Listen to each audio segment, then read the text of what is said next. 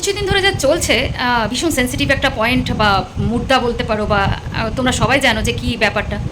তো তার মধ্যে থেকে অনেক কিছু স্কিপ করে যাচ্ছি, দেখছি এই না দেখছি না, চোখে আসছে, দেখতে পাচ্ছি সমস্ত কিছু। কিন্তু ভাবলাম যে আজকে মনে হয় মুখ খোলা খুবই প্রয়োজন। তো কিছুদিন ধরে তোমরা দেখতেই পাচ্ছ যে এক টপিক নিয়ে পড়ে আছি। টপিকটা ভীষণ ইম্পর্টেন্ট আর সবার জন্যেই জরুরি, উচিত সবার এই সময় পাশে থাকা, মানে সবার একজোট হয়ে এই প্রতিবাদের সাক্ষী হয়ে থাকা, যে নেক্সট টাইম যেন এরকম না হয়। তো তার জন্যই এই দাবি বা আর্জি।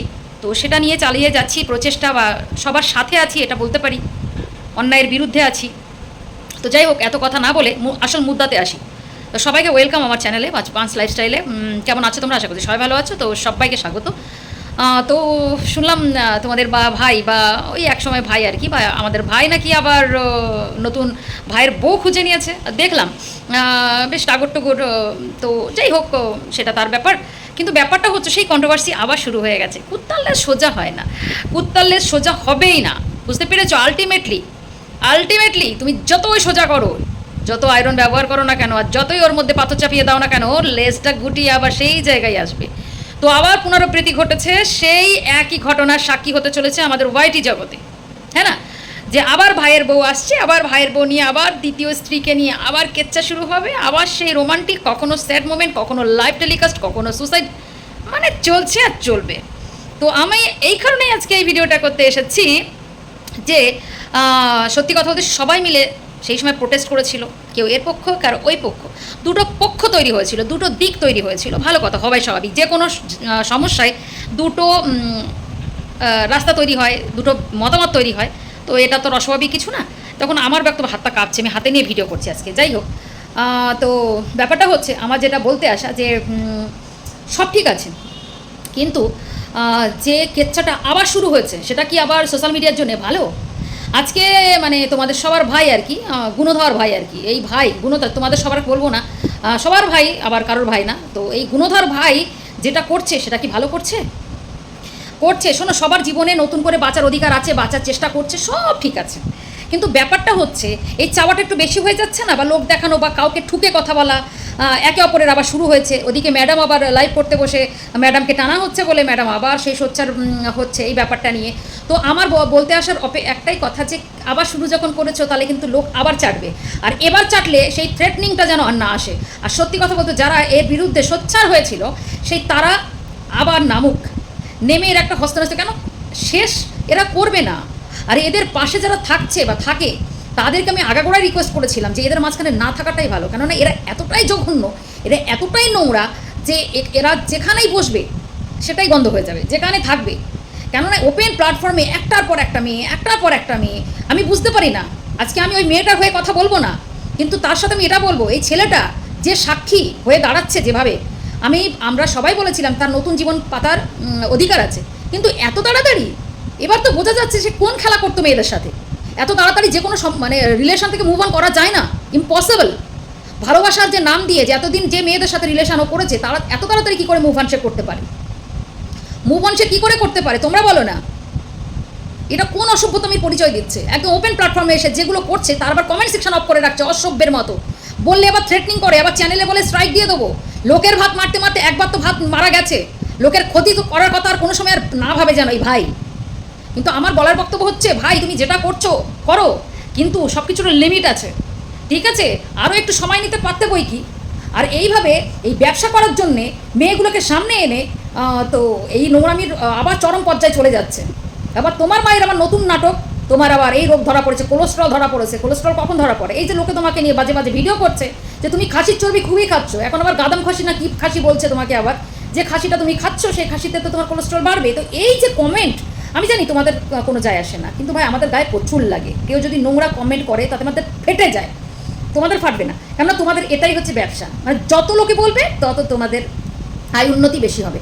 তো তোমরা এই আয় উন্নতির জন্যে মেয়েদের জীবন নিয়ে খেলা করছো কিনা বলবো না, কেননা ওরা তো স্বইচ্ছাই তোমার কাছে এসেছে। মানে এখন যে তোমার যে নতুন মানে ভাইয়ের নতুন বউ আর কি, সে তোমার কাছে স্বইচ্ছায় সারেন্ডার করেছে। বলি হারি বাহ, কী সৌন্দর্য তোমার! আর পৃথিবীতে তুমি একমাত্রই ভাই আর একমাত্রই সন্তান বা একমাত্রই ছেলে যে কিনা একটার পর একটা মেয়ে নিয়ে তাদের এগুলো করতে পারে। দারুণ এক্সপিরিয়েন্স বাবা।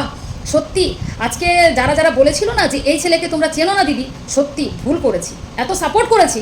সাপোর্ট মানে কি, তখন তোমার ওই কি বলে করুণ মুখখানা দেখে ভেবেছিলাম না ছেলেটা হয়তো সত্যি নির্দোষ, ছেলেটা হয়তো সত্যিই ভালো। কিন্তু তোমার পেটে পেটে এত কিছু মুভ অন করতে হয়, কিন্তু এত তাড়াতাড়ি মুভ অন করলে এরকম এই যে রিম্পা রানী লাথি খাচ্ছে সবার কাছে, খাওয়াই স্বাভাবিক, বড্ড তাড়াতাড়ি হয়ে যায় না সব কিছু।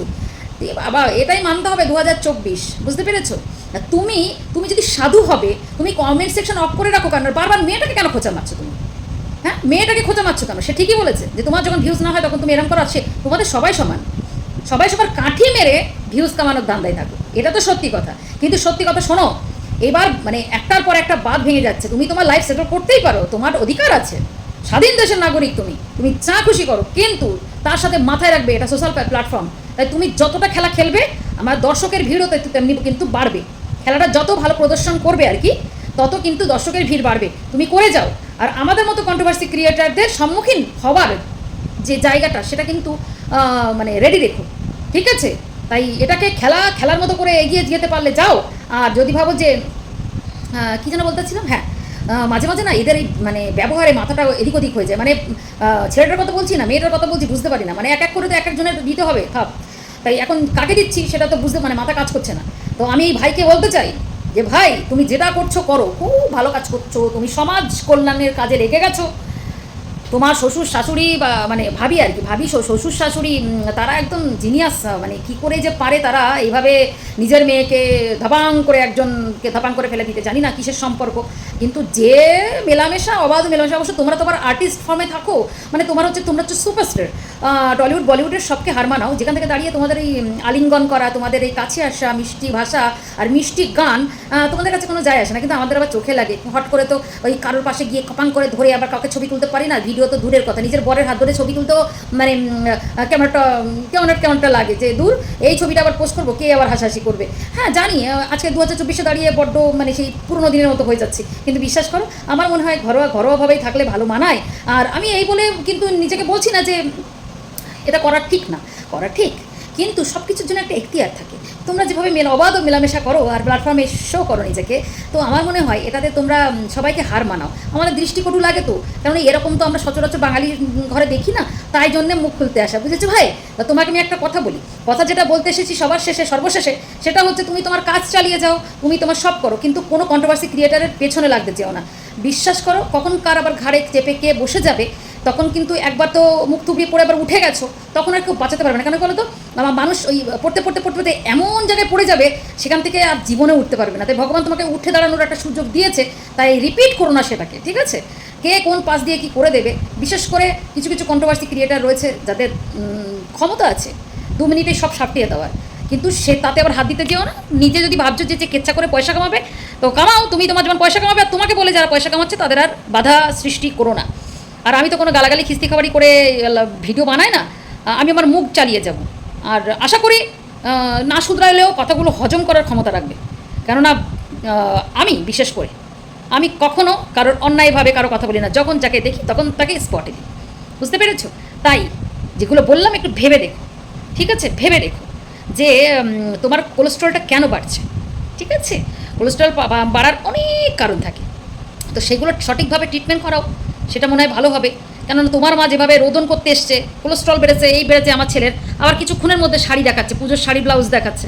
আমি জানি না ভাই তোমরা কোন অ্যাঙ্গেলে তৈরি, আর কোন অ্যাঙ্গেল দিয়ে তোমরা কথা বলো, আর কিসের চিন্তাধারা দিয়ে তোমরা মানুষের সঙ্গে ওঠা বসা করো। এই থামলেন বা ক্যাপশনে কি সুন্দর করে লেখা, দুঃখের সাথে এই সেই, আমি মনেও রাখতে চাই না, ভালো লাগে না সব দেখলে, নাটক দেখলে ভালো লাগে না। আবার ছেলের দুঃখের সাথে সাথে আবার ব্লাউজের ডিজাইনগুলো দেখিয়ে দিল। আমি জানি না তোমরা কি দেখিয়ে কি করতে চাও, চালিয়ে যাও, আবার চালিয়ে যাও, আবার প্ল্যাটফর্মটাকে নোংরা করো, আবার শুরু করো, আবার চাপে পড়ে না পড়ে যাও।